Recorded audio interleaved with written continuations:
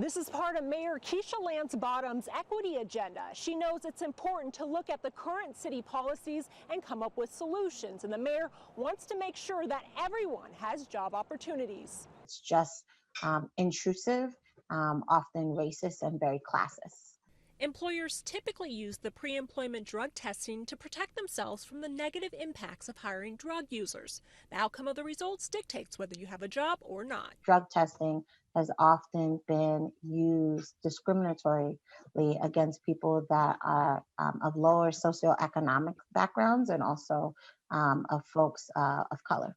We know that people work and they have to work. And what people do in their personal lives should not impact their ability to get a job and be able to provide for their family members. Recently, the mayor of Atlanta signed an executive order suspending drug testing for public employees in non-safety positions. Mayor Keisha Lance-Bottom says the drug testing requirements are outdated and costly barriers to onboarding new talent in the city of Atlanta. Seeing Mayor Bottoms do this is a great step and consistently showing that Black elected officials know what's happening in their communities, know what the barriers are, and using their executive powers to remove those barriers so our communities can have more opportunities. As marijuana is being legalized throughout the country, state and local government are reconsidering their treatment of marijuana.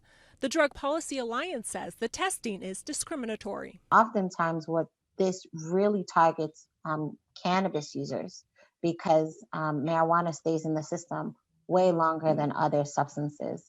And in a moment where we are legalizing cannabis across the country, this is one of the relics that really needs to go away. THC can stay in urine for weeks or even months post-abstinence.